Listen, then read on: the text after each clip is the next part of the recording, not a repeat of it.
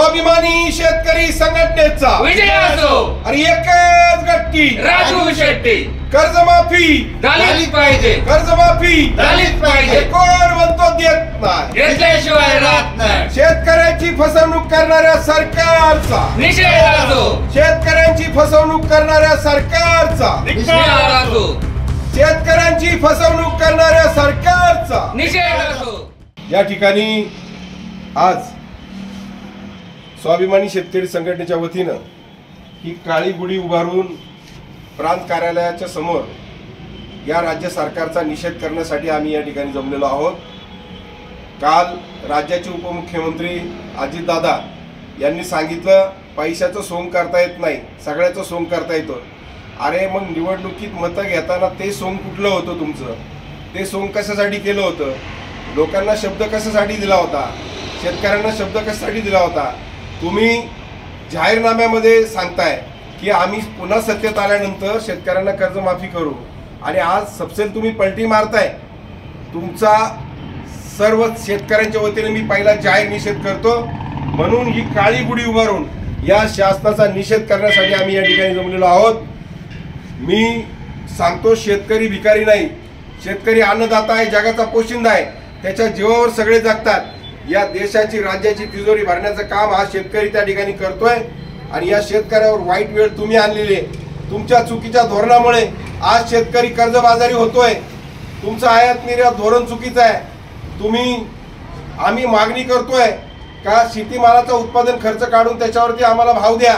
आज एका बाजूला उत्पादन खर्च मोठ्या प्रमाणामध्ये वाढतोय, शेतीसाठी लागणारी ज्या गोष्टी आहेत त्याच्यावरती तुम्ही जीएसटी लावताय, त्याचा परतावा शेतकऱ्याला मिळत नाही, आणि या सगळ्या गोष्टींमुळं आज शेतकरी मेटाकुटीला आलेला आहे, कर्जबाजारी झालेला आहे। या राज्यामध्ये दररोज 8 ते 10 शेतकरी आपली जीवनयात्रा त्या ठिकाणी संपवत आहेत। त्यांची लेकरं बाळं आज वाऱ्यावरती आहेत। आज त्यांच्या कुटुंबाच्या वाट्याला जो वनवास आलेला आहे, हे पाप तुमच्या धोरणांचं पाप आहे। सरकारच्या चुकीच्या धोरणामुळे आज शेतकरी अडचणीमध्ये आलेला आहे, आणि म्हणून आज कर्जमाफीची मागणी आम्ही तुमच्याकडे करतोय। जगाचा पोशिंदा अन्नदाता बळीराजा म्हणतात त्याला। अरे आज तुमच्या चुकीच्या धोरणामुळे त्याच्यावर ही वाईट वेळ आलेली आहे।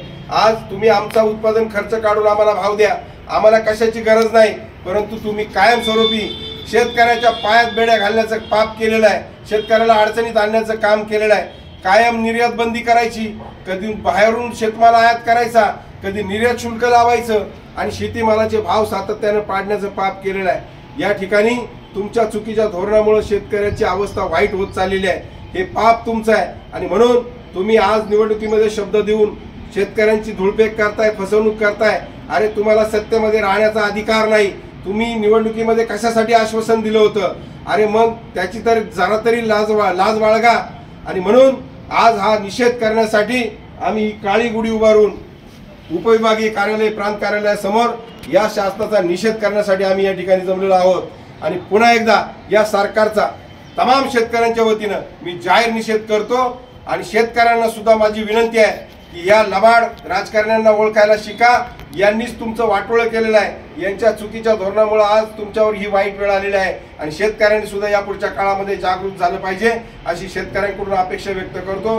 आणि यापुढच्या काळामध्ये देखील स्वाभिमानी शेतकरी संघटना शेतकऱ्यांना कर्जमाफी मिळत नाही तोपर्यंत गप्पा बसणार नाही, आणि स्वाभिमानीचा हिसका दाखवून दिल्याशिवाय आम्ही या ठिकाणी स्वस्थ बसणार नाही। परंतु आंदोलनकर्त्यांची मुस्कटदाबी करण्यासाठी या ठिकाणी मनसर पोलीस स्टेशनमध्ये आमच्यावरती गुन्हा दाखल करण्यात आलेला आहे।